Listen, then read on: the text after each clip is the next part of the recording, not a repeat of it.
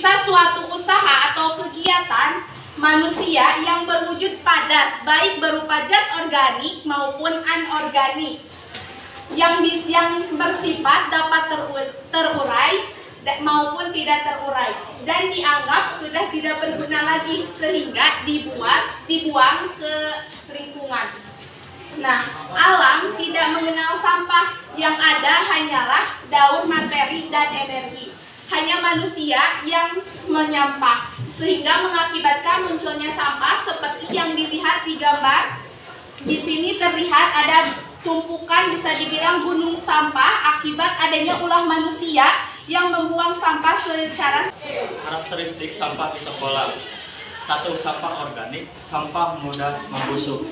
Contoh, berasal dari sisa makanan, sisa sayuran, dan kulit buah-buahan, sisa ikan dan daging.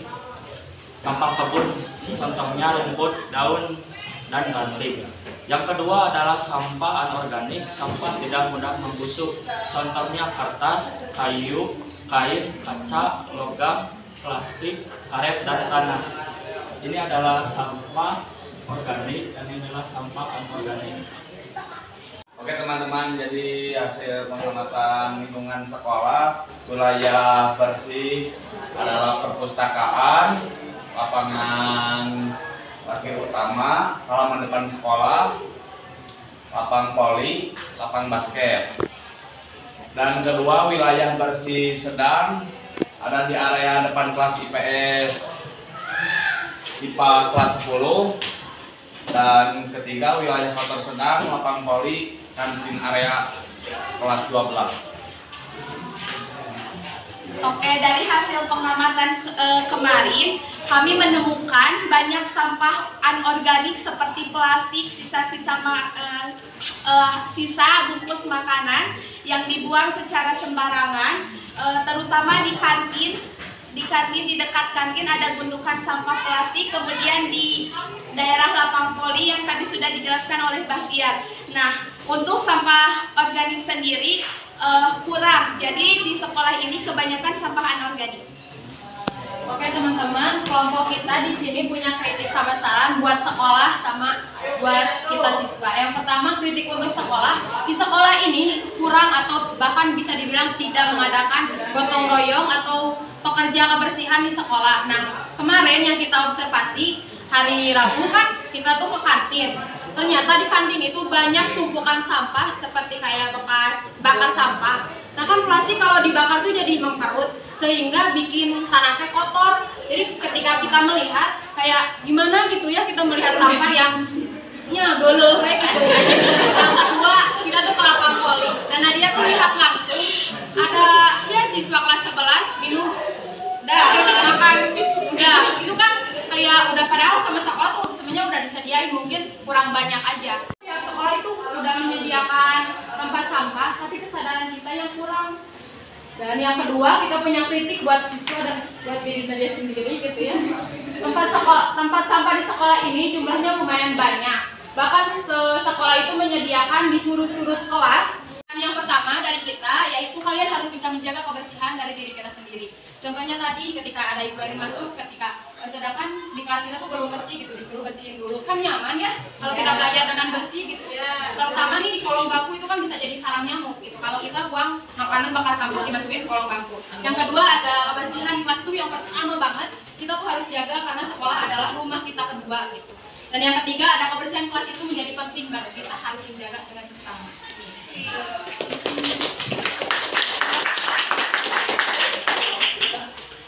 Hasil wawancara kelompok kami. Sampah perhitungan pengeluaran sampah plastik. 1. Kantin 250 pieces kantong plastik. 1 minggu 1.750. 1 bulan 52.500. 1 tahun 630. Sampai perhitungan pengeluaran sampah plastik. Untuk kantin 50 pieces kantong plastik. 1 minggu 350 pieces. 1 bulan 10.500. 1 tahun 162.000. Penanggulangan sampah. Cara penanggulangan sampah yang dapat kita lakukan adalah dengan cara berikut. 1. Mengurangi penggunaan kantong plastik dan botol plastik dengan cara membawa wadah dan minum dari rumah. 2. Memisahkan sampah organik dan anorganik supaya gampang diolah.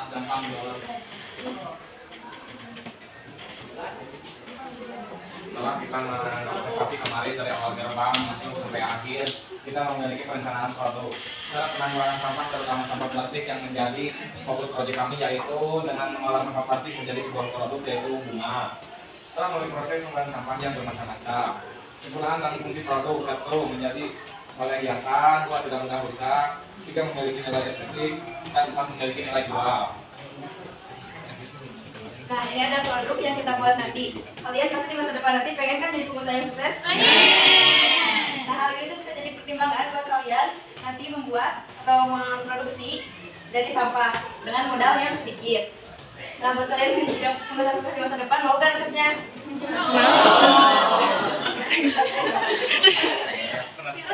Nah, di sini kita membuat produk ya. Yang pertama ada apa sih? Ya, kalau tadi mah itu bukan berondong sih. Nah, alatnya ini ada tang sama gunting. Terus bahannya ada kantong kresek, kawat sama selotip. Nah, ini adalah langkah-langkahnya. Anak siapa tuh? Yang pertama, di sini kita kan udah tadi nyiapin kertas. Nah, nah, terus kresek ini bagian ujung atasnya sama bawahnya digunting. Setelah digunting, lalu dilipat 4, lalu digunting lipatannya. Setelah digunting, lalu disambungkan gitu, lalu membentuk kayak pita dari kertas, tahu kan? Buat kipas gitu. Terus, ya kalau udah dibuat kayak kipas itu, dilingkin pakai coklat. Nah, kalau udah diginiin, makanya dibuka setiap lapisannya tuh dibuka. Gitu. Setiap lipatan. Lanjut. Ya kalau udah terus ini pasang pakai daun buat penghiasan seperti. Nah, ini produk kita yang kedua. Ini bunga mawar ya, bunga mawar biru. Alatnya ada gunting, tang, sama tutup botol. Terus bahannya kantong kresek, kawat, selotip, sama benang jahit.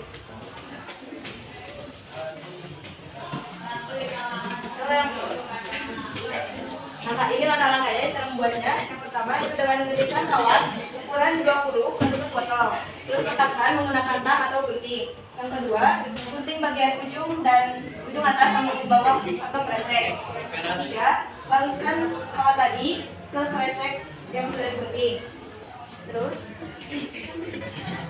ikat balutan yang sudah dibuat tadi menggunakan benang jahit. Terus gunting sisa kresek menggunakan gunting. Buat yang begini yang tadi dalam 9 atau 5 pijas, terus susun untuk membuat gambar.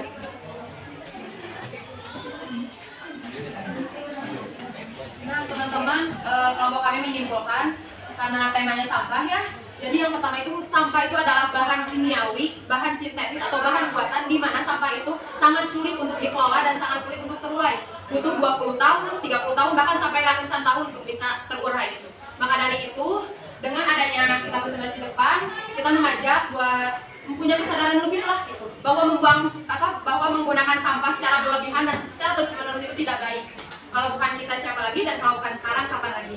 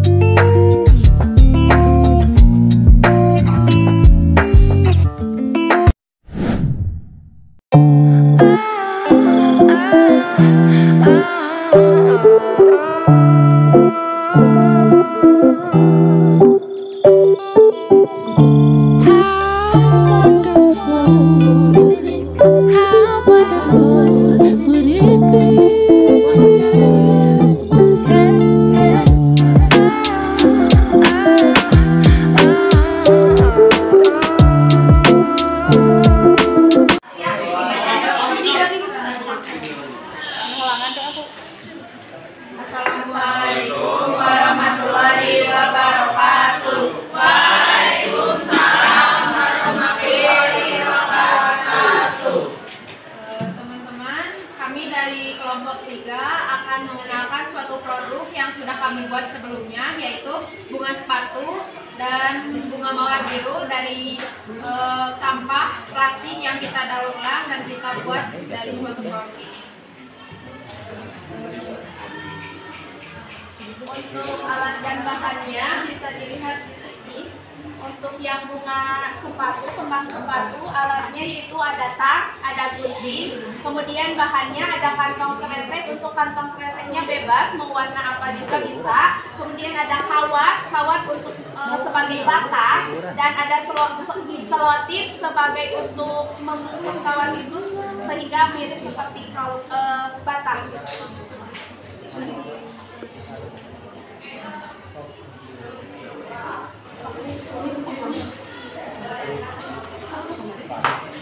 Cara-cara dan langkah-langkah membuat produk bunga sepatu. Yang pertama, gunting bagian atas sama bawahnya. Terus yang kedua, dilipat, dibagi 4, terus digunting lipatannya. Yang ketiga, disambung terus dibuat kayak kipas dari kertas. Terus yang keempat, dililitkan pakai kawat, terus dibuka tiap lapisan plastiknya, terus dibuat sesuai sehingga membentuk bunga tadi.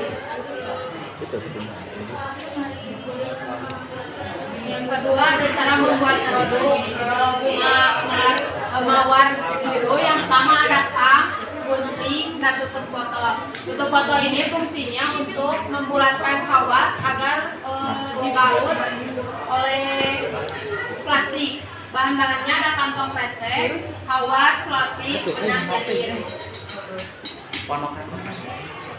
Langkah-langkahnya, yang pertama kita buat dulu membentuk lingkaran kepada tutup botol, terus balut dengan plastik, kawat yang sudah berbentuk bulat, kita ikat dengan bola tali, dan kita gunting sisa plastiknya, lalu disambung-sambungkan, dirangkai menjadi bunga.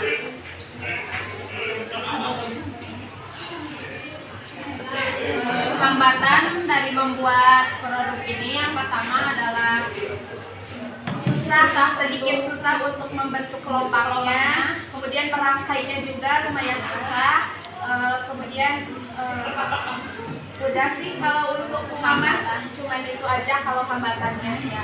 Dan untuk biayanya sebenarnya kita hanya mengeluarkan 15.000 untuk pot sama solar latif ya, karena ini kan bahan daur ulang jadi tidak mengeluarkan biaya yang banyak. Dan kami juga memanfaatkan barang-barang yang ada di rumah seperti kawat yang tidak terpakai untuk dibawa ke sini dan dibuat seperti produk yang sudah terpampang di depan ini. Nah, ini hasilnya jadi ini hasil produk yang telah kami buat.